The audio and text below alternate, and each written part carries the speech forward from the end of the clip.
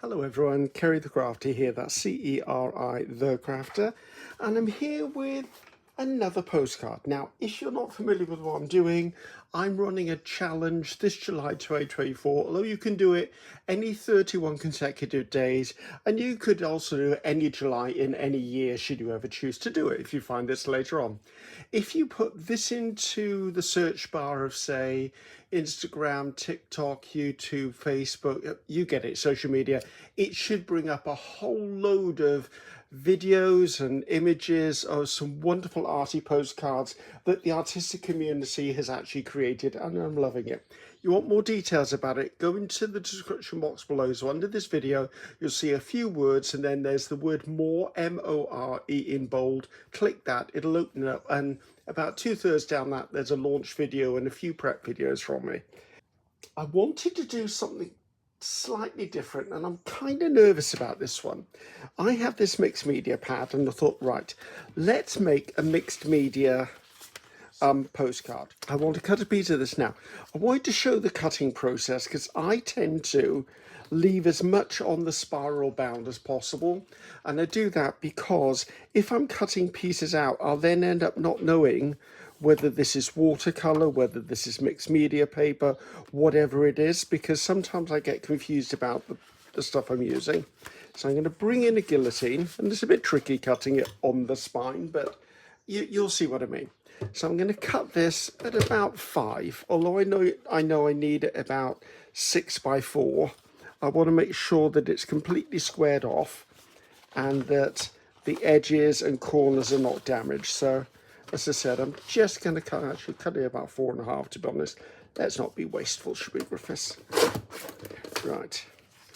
So this will now go back onto my shelf to be used at some other point. So we now need to make this 6 by 4. Now, this is the sort of thing I want to avoid before I start. Now, the process is probably going to end up with me mutilating part of the postcard anyway, but I'd like to start with it as pristine as possible. So I'm cutting this to 6 by 4, which is the criteria for the postcard. Now, if I have a scrap like this left over, what I do is I just get a pencil and I put MM on the back. That to me just means it's mixed media. If it's watercolor, I put WC. That's sort of the only way I catalogue them, because that's big enough to stamp or do painting on, and that could be then a panel for something else, a journal card or whatever. I want to build stuff in the background. Okay, I'm just going to put something on here that will give me interest in the background. I'm going to use matte gel medium. Now this video, I shall warn you, is going to need drying times in between. So what I'm going to do is we're going to do it in parts. Oh, that was a nasty noise. Thank you, matte gel medium. We're going to do it in parts, but then what I'll do as well as that is I will try and speed up the drying process if I can. Right, let's get a ruler. I'd be better tearing with a ruler, I think. All right. Just a regular metal ruler. Now, if anyone's going to say, Ceri, you've got this upside down, there's a reason. I like the metal to be flush with the surface. This bit of cork at the back, if I lay that down, there's a really small gap there and it won't tear the paper properly. I like this because it actually enables me to have a softer grip on my fingertips and helps me push down. These are the strips I put to one side, and I use them to actually stamp words or numbers onto for my ephemera. So yeah, quickly tidy this up. I didn't do any of this prep work beforehand because by showing you every step of the process, it then means you're all familiar with every step of the process, and it cuts down on the comments. Right, I do want some of this on there. I do not want it to be all of it, however, although I don't mind it being that big. Now I could put this down with what's it called, a glue stick, although I'm erring on the side of caution here because I know matte gel medium will protect the paper underneath it, and I know it says it's mixed media paper, but it's a really inexpensive brand of mixed media paper, and I'd rather not take the risk. Also, I'm going to go over the top of each of the pieces I put down with the same matte gel medium, so that I'm hoping things aren't going to wrinkle so much. Eventually I'm going to gesso over the whole thing anyway before I start some of the more wet processes. This scrap box, right, I pulled this out because, first of all, it's in Welsh, and I want to see if that's what the Welsh language looks like. I just wanted a little bit of a different language in there, should we say. Let's push you up there. I'm going to stick things to you otherwise. Right. So I'm going to put a little strip of this music in. And I think I'm actually going to take a piece of the wording as well to use. Right, don't need that bit. Let's get rid of that one and that one. They'll all go into my scrap drawer, obviously, because goodness knows nothing gets wasted here. Let's tear that bit off there. Now, any bits that end up sticking over the side, I will obviously trim afterwards, because it's easier to do that.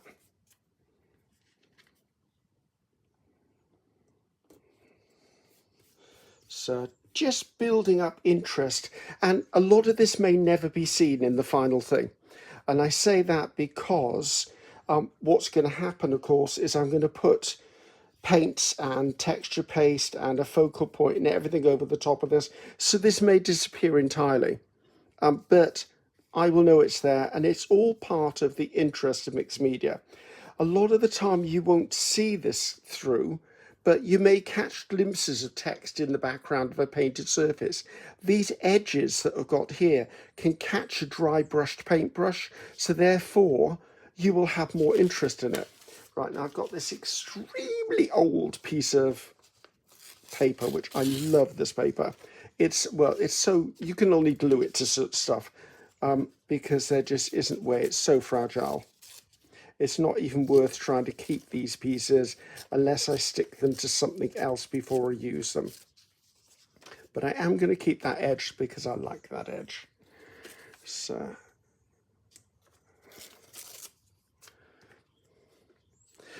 everyone's really enjoying the challenge. I'm having lots of people saying, is this going to be an annual event? I will address that question once the challenge is over. Purely because I need to think about a lot of things before I commit to doing this again. And this has been a lot of work for one person. So it's not that I haven't enjoyed it. I absolutely have. But it's a lot on top of everything else I do. Although by next year, things may have changed. So let's just try and do that. And I may not be doing as much outside of art than I do currently. And I'm kind of hinting at that, but what I really mean is here in the UK, I can actually draw my state pension at 66. Well, I'm already 64 and a half. So by the time I've got my head out of the sand and realise I'm going to be old enough to draw a pension, it's probably only going to be a year off down the line. Now, when I retire, this whole thing will become my complete 100% focus, my art, my creativity. I will give up my part-time job. This will be my whole focus. Currently, I think I'm at a point in my life where I could retire early, but I want to speak to the accountant to make sure I'm not going to mess anything up if I go, right, I only work 2 evenings a week in the supermarket, just to make sure. It was a hangover from COVID. I just want to make sure that I'm going to be okay and that I'm not going to mess anything up. I'm just nervous of walking away from a job, to be honest with you. Although I really desperately want to. I love doing my art. This is part of a gel print. Did I create? Yes, I did create this, I think. And this has got my stencil. I think that's Rhonda Donar's Fleur de Lis stencil. I just want to put a little bit of colour into this before I start adding other colour. So yeah, so that's the game plan. So a lot of it will depend on what my work situation next year is as to whether I run this as an annual event or whether I'm actually honest with myself and I go, you know, Ceri, it's too much for you to do on your own. Ask for help. I don't know why I suddenly tore that bit. I wanted this bit. So I just don't know yet. And I'm not not mentally in a place to make that decision, because I'm obviously deep in the throes of doing the challenge myself.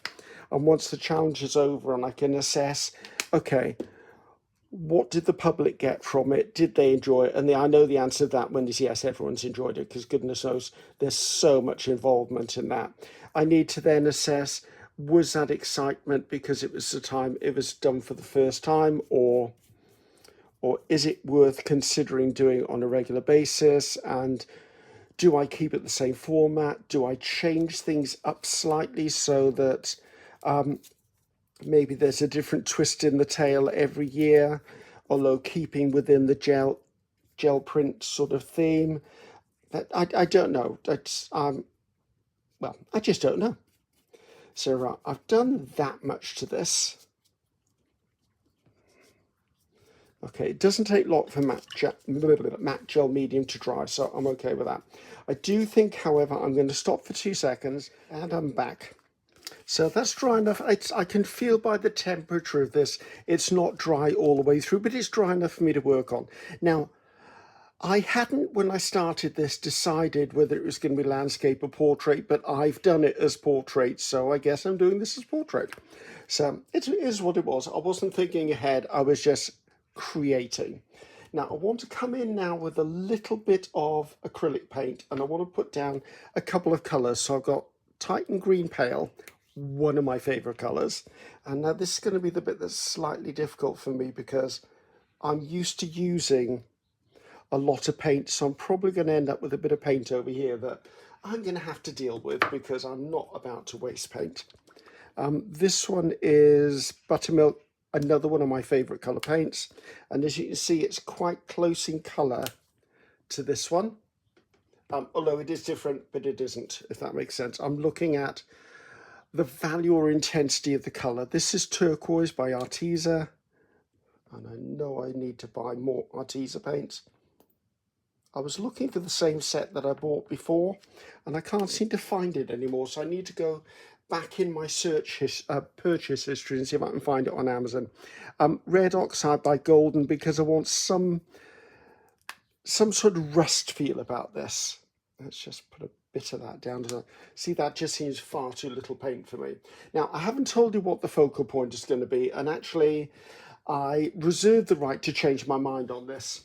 I went through my drawer of rice papers from Samperia and I found this one there.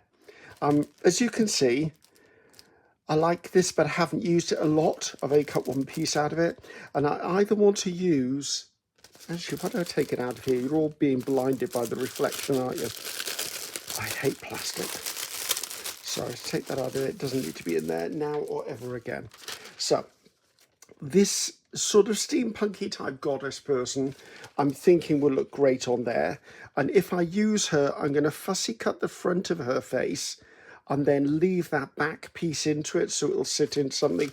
Or I might use this compass, or I might use, no, actually it wasn't that one, was, oh, I might use the sea one, but I've already done a fish themed one. So anyway, that's where it's going. Now, when it comes to painting with this, I'm going to paint with my fingers. So I need a damp cloth. Yeah, it looks filthy. It's just stained with all the paint I use. Right? So I'm going to start with my rust colour.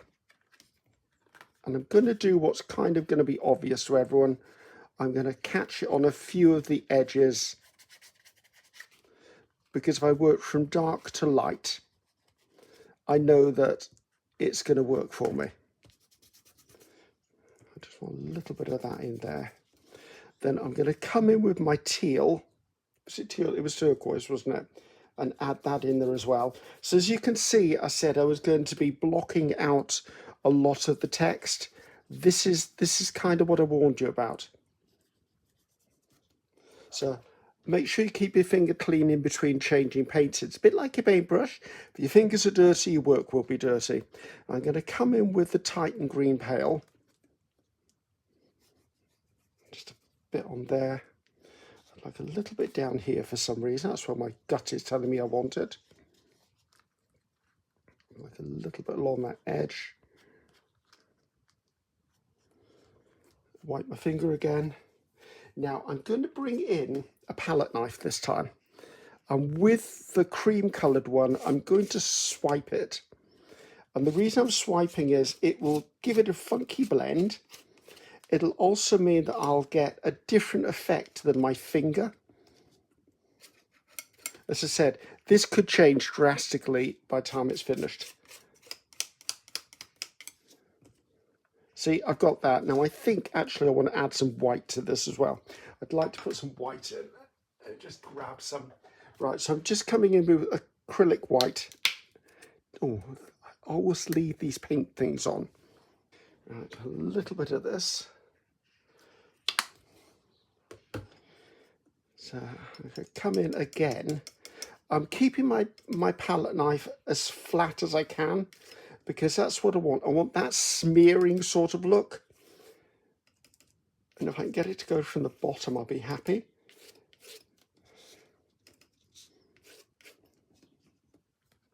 So now it's starting to lift there. I'm just going to put in a bit of paint and just push it down with paint. The paint will work as a glue.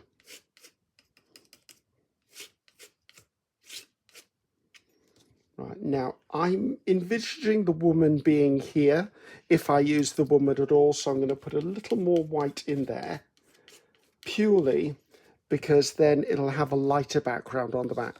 So again, I need to pause, and we're back. So this is now dry. In the interim, what I've done is I took some clear gesso and I gave this a complete coat of clear gesso for a couple of reasons. Number one, acrylic paint can have almost like a plastic sort of finish to it, so anything I stick to it may come unstuck. But with clear gesso on it, it's got a tooth to it because it's textured clear gesso, so therefore I've got no problems there. I've also done some fussy cutting while I was waiting for this to dry. You remember that girl's face from the Stamperia rice paper? Well, I fussy cut it out totally. I decided not to leave the back on it because I'm not sure how far onto this it's going to come. Also, because I've got the bottom edge which is straight and I didn't trust myself to tear that, there was another piece on the surplus, like this stuff from around it, that I actually tore off, because if I put this down and then put that over the top of it, it will make it fade into the background, should we say. So that's the thing to do. I also spotted on here the word rust, and I quite like that word in relation to this. So if I just tear that out and put it to one side, it'll remind me that I may or may not want to put the word rust on here. So I find that if I don't do things when I see them, I end up not doing the things I need to do. So next step. I want to put some of this pearl white stencil butter on there. This is the Crafter's Workshop. Use whichever stencil butter you want to use. Whichever texture paste or modelling paste you've got to hand. You don't have to have this. There's also something else I want to do. You may have seen in my prep work that I actually used one of my stamps. I want to say this is, if you go to PM Artist Studio website and you search foam stamps, my designs, Ceri Griffiths, you will find there's one there called, I want to say it's Mark Makers. I think this is called Planets, to be honest. And I just fancied adding a little bit of this here or there.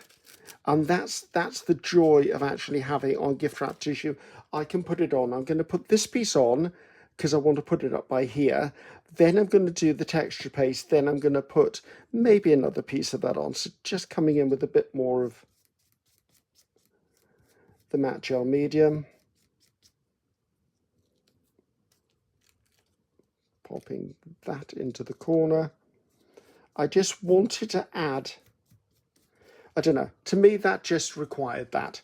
And once I've done the rest of this, of course, we'll be putting the number on, and I think the number I'm going to put on is in black as well. So I just wanted to show you that we do use these, and it seemed like the perfect thing to use. Right, so that goes to one side.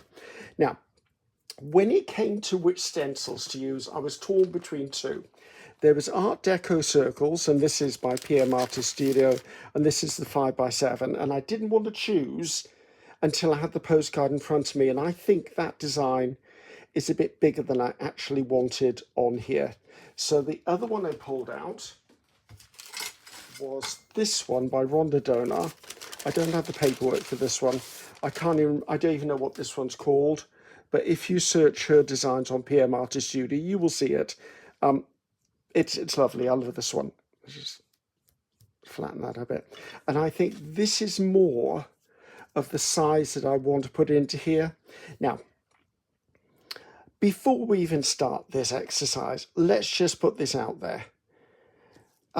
Stenciling is a bit of a hit and miss process. You can follow rules as much as you like, but if the stencil's not playing nice, then it's not going to play nice for you. Also, if you're stenciling onto a surface that is uneven, which this is, then you might experience some of the stencil medium going underneath it. So just be aware that may or may not happen if you do it, and it's probably going to happen to me as well, because goodness knows I'm far from perfect, but if I keep this pressed quite flat down, it should work. It has in the past. And also knowing that this doesn't have to be perfect, I would rather it a little more rugged, to be honest. And I'm going to come in, I've got just a palette knife here. As you can see, it's already lifting up slightly, so I'm going to take stuff on my palette knife. I'm going to come in, and I'm just going to give it a swipe or two with this. As I said, I'm hoping it goes on lovely, but if it doesn't, it doesn't. Now, this shows up another thing that I do a lot of, is I can't stop fiddling. And a lot of the time when you do this repeated paddling it around, you end up with issues. Also, let's see if I can do this without pulling it up. The best way to lift this up, if you can do it, is to lift it up directly, like this way, as in peel it up or peel it down, whichever, but take it up in this direction. Okay, I'm excited about that. That worked a lot better than I thought it was going to. I'm just going to wipe off the rough edges. That's perfect. I want a little bit up here, so let's get that stencil butter out of there, so I don't stick it to the back of the postcard. This wouldn't be a problem. I'm going to back it anyway. Right, looking at the back of this, it's relatively clean, but I'm not going to trust it, so I'm going to use another section of the stencil. I'm just going to recycle some of these bits of tape, just so it's held secure. It just helps me holding it secure. And again, I don't want a lot at the top. I'm looking for something just to be almost a border. And let's just leave it at that, because that's probably what I was looking for. I normally like to put things in threes, as a lot of us do, but 2 places is fine with me on this design, because if I put more in there, I'm going to start encroaching on other things. Right, time to have a bit of a clean up. Now, if you want to speed up drying of, I need to get this in water too. If you want to speed up drying of anything like stencil butter or crackle paste or anything like that, do not use a heat gun. If you use a heat gun, first of all, if you're using a crackle paste, it's not going to crackle properly. The chemistry towards crackle paste is such that you are likely to get the best results by letting it dry naturally and pull itself away from each other. If you try and speed the process up with a heat gun, it's probably going to crack a bit, but it's not going to crack a lot for you. I would use a hairdryer sometimes on this, just to get it firm enough for me to actually go on to the next step. But just be aware, your best results are going to happen if you let it dry naturally. So first things first is we need to get our lady down. And luckily enough, it did kind of go exactly where I was hoping it would go. Which is, I think, by there. So I'm going to come in with the matte gel medium again. I'm being a little bit careful, I'm trying not to brush the texture paste, because yes, it is dry, but I can guarantee the dryness is only the skin over the top of it, not all the way through. So again, like I would with tissue, and what I would do with napkin is I just work from the center outwards, just smoothing it out, making sure that any of the wrinkles are gone. And then remember, I had this piece I wanted to put in there, so I'm going to have to be really, really careful now, because I'm going to go slightly over the top of that stencil butter. Hopefully it won't re-moisturize, or whatever the word is. Okay, I can cut that bit off afterwards. Okay, I thought I'd like the word rust up there.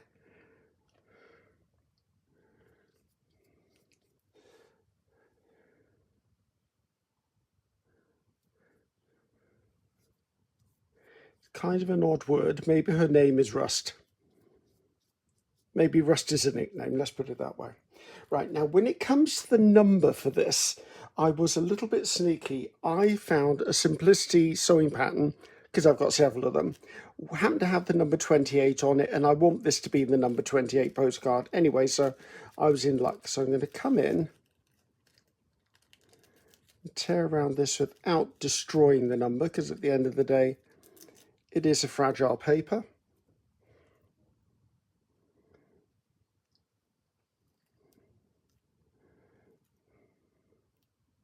Question is for me, where should it live?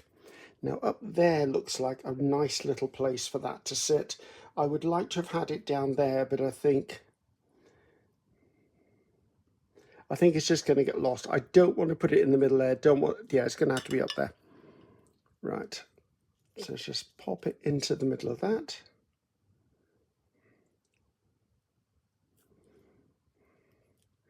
And because of the nature of it, as you can see, it'll go almost transparent, which is exactly what I wanted. Let's give this one more layer over the top. I didn't think that was stuck down. You know, when you've got that inkling and you look at something like that, doesn't look stuck. Well, that didn't get stuck. It's being a pain in the patootie now. Come on, up you come. Right. You won't stick unless I put something underneath you. There you go. So just making sure that's all nicely sealed down. Not that it's the end of the world if it isn't, because I can always come in and do what I've just done and slot underneath a bit of matte gel medium. Or whichever glue you're using, or whether you're using gel medium at all, you could be whatever you're choosing to use. Right, again. There was one other thing I was thinking.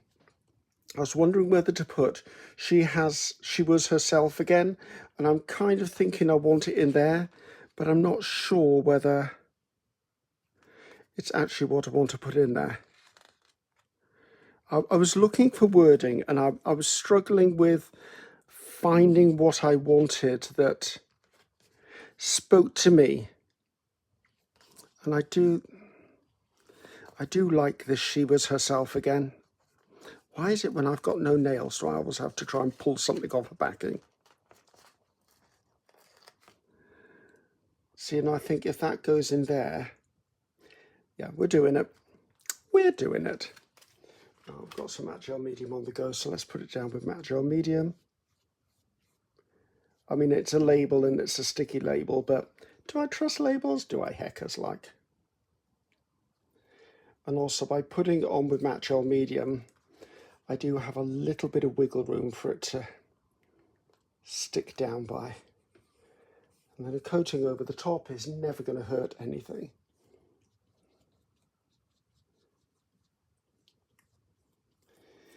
Okay, I'm liking where that's going. Right, time to get this dry. So here we are again. I believe this is dry enough for the next bit. This next bit is a bit I'm really worried about, because this hasn't had overnight to dry. I'm going to start using wet mediums with sprayed water and stuff on this, and I don't really want it to go wrong because I'm loving where I'm at the moment.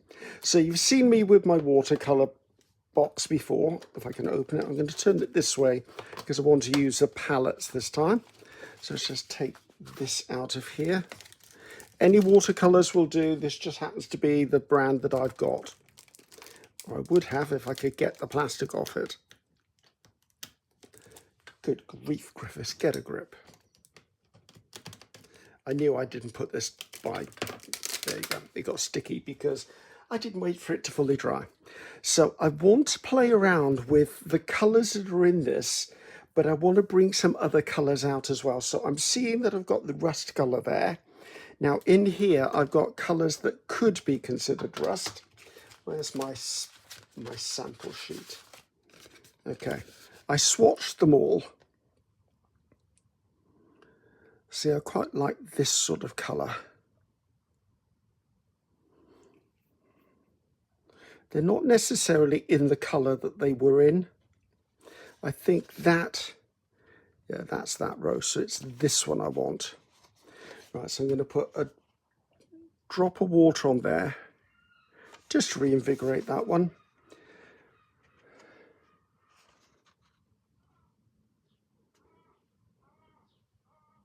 Quite like the darker of those two. Guessing it's that one there. And I'd like one other colour, and I'm very tempted because there's a hint of burgundy.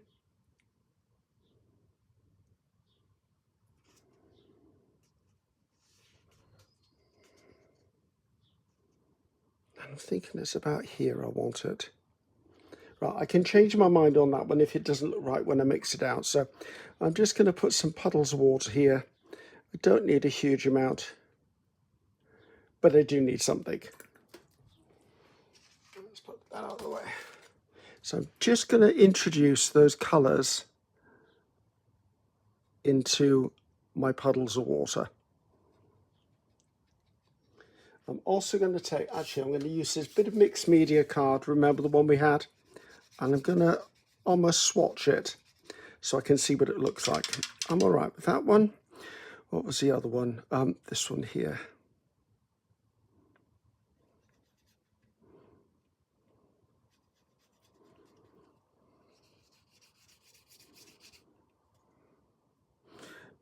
That's kind of right, but kind of not. It's a bit too green. What if I go the one colour above it?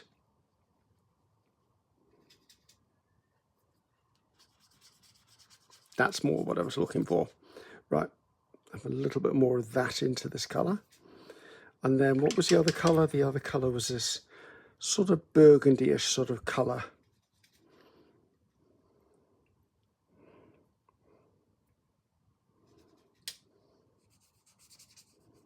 I can live with that.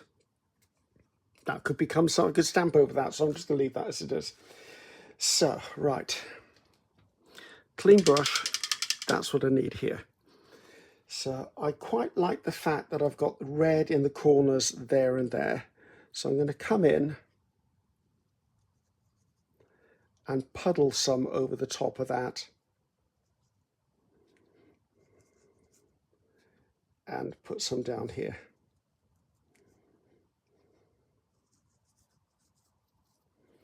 And then coming in, I've just got this spritz water. And I'm going to move it around. Now, I don't really want the word rust covered up.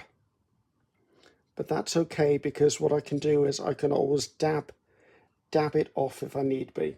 Like, just by doing that, I brought it back.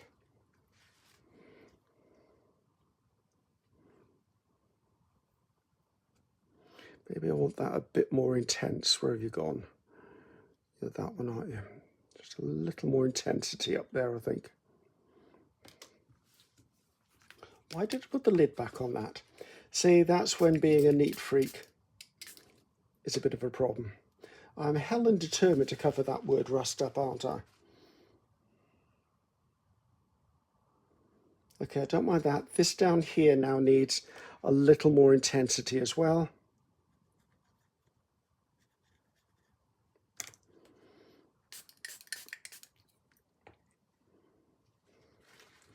Now, if I let it sit, it will be fine. I quite like that to be not as intense by there, though. I like it, but I don't want that line all the way up. Now, the thing I do need to be aware of is everything I'm doing is potentially softening back the stencil butter. So just have to be a bit cautious of this. I don't mind the back of my card getting dirty because it's going to be backed anyway. Right.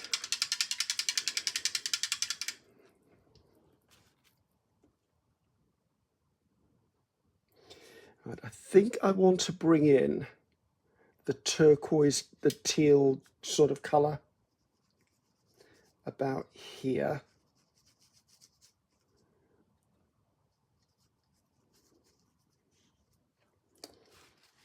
I don't mind it slightly over the top of the wording, but again, I'm going to bring in a bit more. Where was this? This was here, wasn't it? A bit more of the intensity along that edge. Now, the thing I do need to remember is everything is going to dry lighter. That's the nature of the watercolour. It's going to dry lighter. I don't want the green going into the red because that will end up with mud. Okay, I quite like this here, but I think I want to do something over the top of that as well. Just take some of it back out.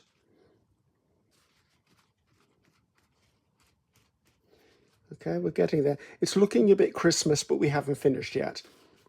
Remember, we've got the rust colour to go. So for me, rust would creep in from the edges. So this is where I'm going to bring the rust as if it's creeping up the design. I want to be a little careful with the water. I don't want the water running everywhere.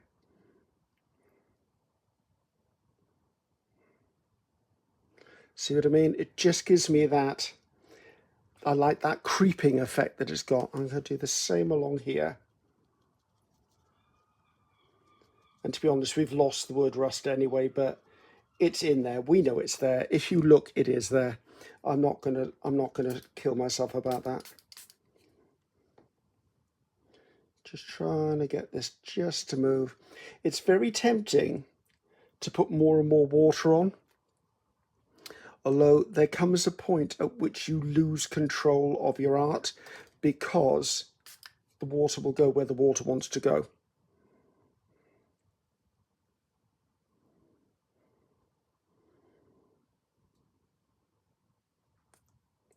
Okay, I'm liking that. So I'm not liking this line here, but I think I can work that out somehow. I wonder. Let's take some of this green off here.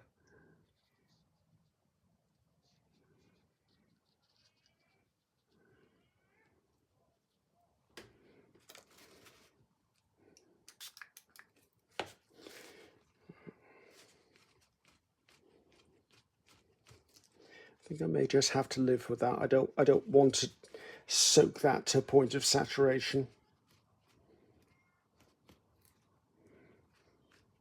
Right, now push all this to one side because I think I'm finished with all of those.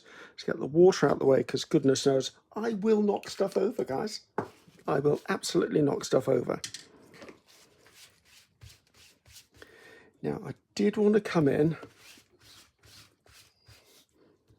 with a few white-ish splatters, and I say white-ish because all I've got is speckled egg, which is actually quite a pleasant colour.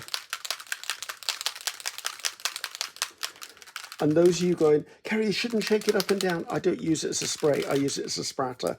So I tend to use this part. And the reason I like to do this is it becomes almost invisible. It sort of dissipates.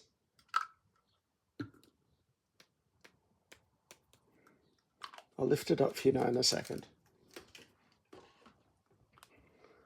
See, we can see it's on there, but it's going to kind of dissipate. I am going to put some black splatters on here.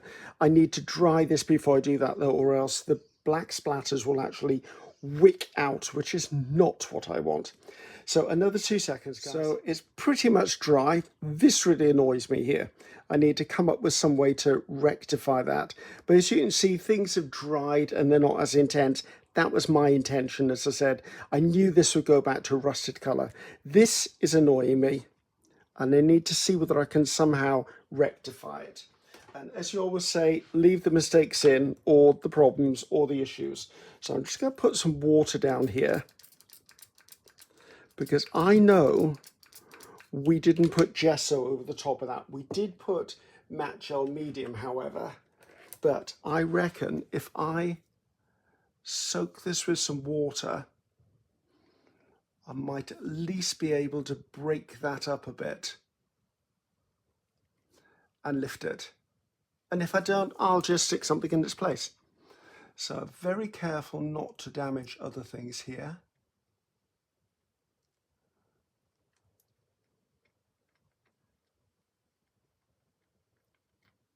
See, it's just softening that back. If you can just see, it's just softening it back so I can...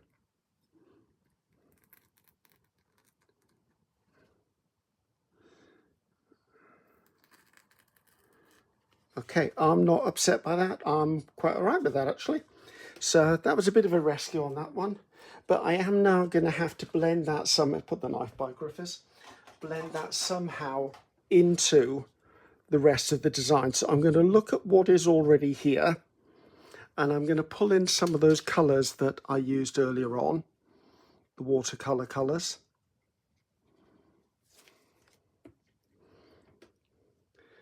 I'm not going to add any more water at this point, because I'm really scared that this is the stencil butter is going to start being a problem. Now I'm already seeing that this is beginning to lift a little here, and that was expected. So let's come with a little more of the rust colour. Add a little bit more of that in here.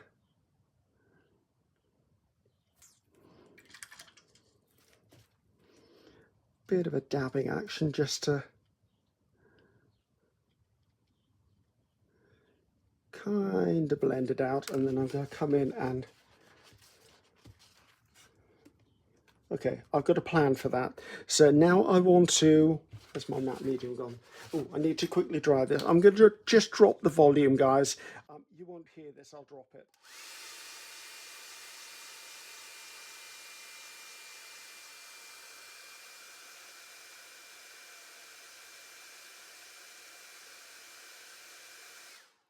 Okay, back again.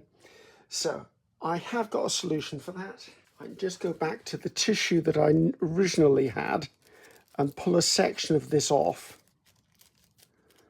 and put it over that area. It will do a couple of things. It will lighten up the area, depending on how much I put in there.